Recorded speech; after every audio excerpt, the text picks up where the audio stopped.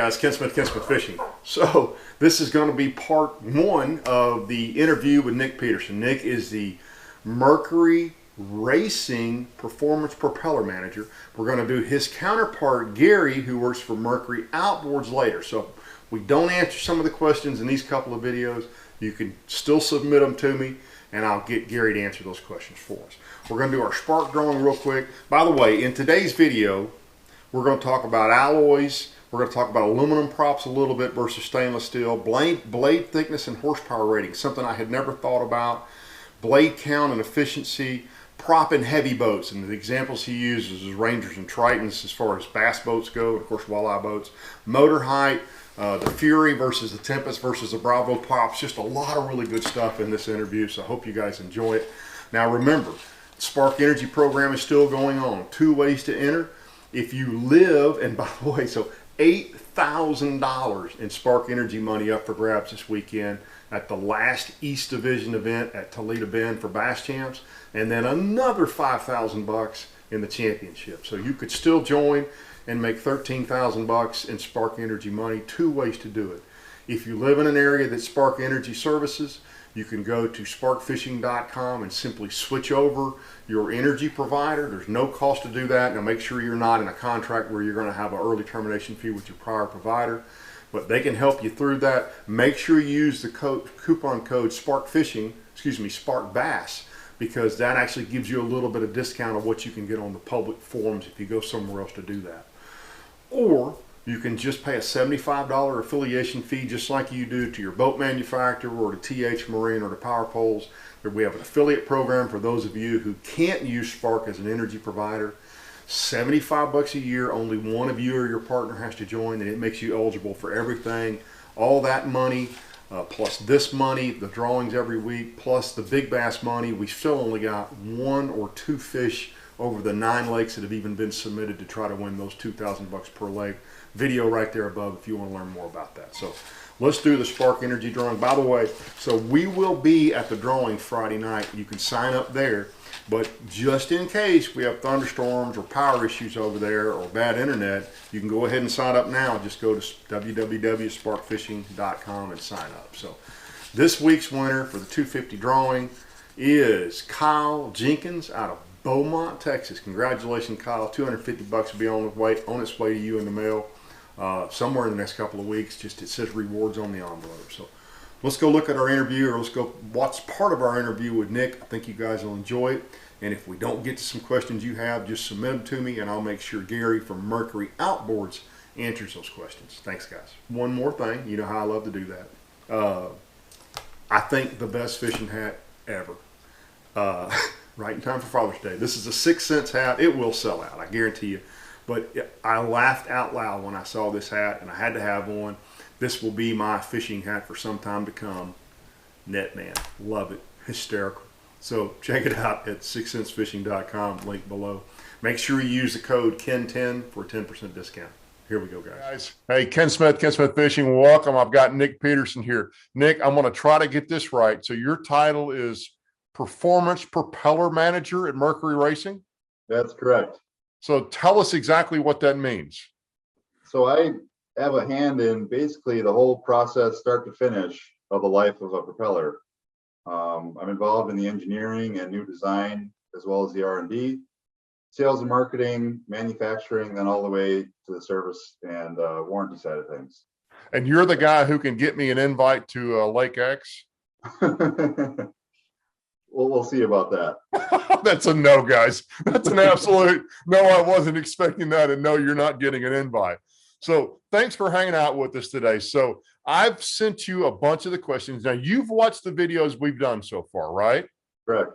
And you probably thought, oh my gosh, Ken really didn't know anything at all about videos when he started this process, which is true. Not at all. All the questions are awesome, and I really appreciate guys like yourself taking an interest in learning more about what makes a prop do what it does. You know, it's funny how much time, effort, and in some cases money, guys like me will spend in pursuit of just a little bit faster, a little better performance, all those things. So this has been a really fascinating process for me. And I sent you a list of questions. They are the questions for Nick, by the way. I know there's some stuff which by the way, I totally like that you will not talk about. So you're not going to talk to me about the alloys you guys developed, right? Correct. Okay. So one of the questions I did have for you though, and I think you can answer this is there ever a reason why a guy would run, and I know not guys who run bass boats, but I got guys who watch this who run flat bottom boats, guys who run pontoon boats, guys who run everything. Is there a reason you would run a material other than a mostly stainless steel prop other than cost? No, for guys that are really digging up props all the time and they're going through 2 or 3 props in a season, a lot of those guys like to stick with aluminum. Again, just for the cost.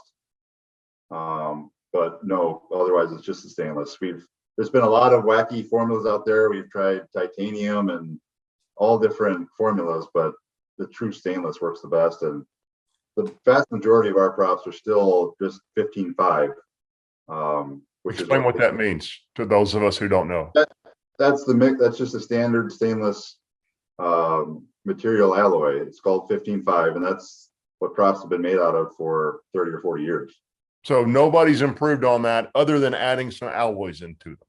Correct. Yep. Okay. Speaking of alloys, I believe it's the Spitfire prop, which is made for smaller horsepower engines. Mm-hmm. Is that also a stainless / alloy prop, or is that an alloy? So that's our X7 alloy, which is also stainless steel. Okay. The Fury is also X7. The Inertia and the Inertia Eco are X7 as well, which is Mercury's proprietary blend. Sorry. But yeah, the material that we make them from hasn't changed that much, but what has changed is the quality of that alloy mix that's poured and cast. There's less voids, there's less porosity, and that's really what determines how strong the prop is. Okay. So I have had a number of guys make comments that they feel like the Fury prop, well, you can't talk about Fury props, so can you? Well, go ahead. All right. So some guys have said they feel like the Fury prop is more brittle. Is there any truth to that? Is that possibly the case? I'll let Gary speak to that. The one thing that I'll say is, since I can talk about it, since we also have X7 propellers, that X7, and that's the only other alloy besides the 15.5 that our props are made out of. The X7 is stronger, but yeah, it's more brittle. So if you start to get a crack or a little bit of a breakage, it'll rip a lot quicker. But that 15.5 is a little bit more flex to it. So you just referred to Gary Deal, who's your counterpart at Mercury Marine, right? That's correct. Okay. So, and it kind of back to conceptually, if you can make something stronger, you can make it thinner. Correct. So, and I in one of my videos, I talked about the difference between a fillet knife and a butter knife. And the idea is with the thinner blade, therefore sharper blade takes less horsepower to turn it. Therefore, you can convert more into thrust. Is that kind of conceptually right? So that's a big part of our CNC propeller lineup on our cleavers. We offer different horsepower thickness ratings from 300 all the way up to 1800 horsepower. And as you step up, so say you have a 900 horsepower stern drive, you really should be running a 900 horsepower thickness. I never understood, because I saw those props. It said 350 or 350. So that's blade thickness. Yep. Yeah. So if you run, let's say you run a 1200 horsepower thickness rated prop on that 900, you're going to lose 3 or 4 miles an hour. Why are you going to lose speed? Just as you were saying, you're trying to spin a thicker blade through the water. And likewise, then, can you run too thin a blade and potentially throw an ear? Correct. Yeah, it'll be faster. For a while. Our race teams will do. They'll run a little bit thinner prop to get more speed out of it. But then again, you run the risk of blade failure. Do race teams go through props like Indy cars go through tires? Not quite that much, no. we've moved a little bit away from the actual hardcore offshore racing. We certainly supply props to some of the teams, but there's also a few of our competitors that certainly fill the void in there as well. Okay. And supply that niche market. All right. So that answers my questions about that. Let's talk a little bit about prop design. So I've watched all of your videos, which I love, by the way, that you guys did for Mercury Racing. Thank you. And one of the things you said, or I don't know that you said it outright, but that I kind of took from one of those videos was that as you add blades, you lose efficiency. Did I hear that right? Oh, it depends on the application. You'll gain efficiency. So my bread and butter, at least for the bass world, would be in that 80 to 90 mile an hour range, which I know is pretty fast. Very fast. As you're going that fast, you're raising the gear case higher and higher out of the water. So as you can have more blades going from a 3 to a 4 to a 5 blade, you'll pick up efficiency, and that prop will slip less. I want to come back to that. So let's first address non-surfacing lower units. So our Torque Master lower unit. Sure. Okay. So under that scenario, if I want to get the best possible miles per gallon, for example, would I almost always stay with a 3 blade? So that's the historical rule of thumb, is that the fastest, most efficient will be a 3 blade compared to a 4 blade. But nowadays we have 3 blades that act like 4 blades and 4 blades that act like 3 blades, based on the blade geometry, all the cup and diameters and things like that. So it really is down to the application and the family of the prop these days. So it's back to the whole art and science thing. Yep. Okay. So in your world, is efficiency synonymous with slip? Yeah. Yep. Okay.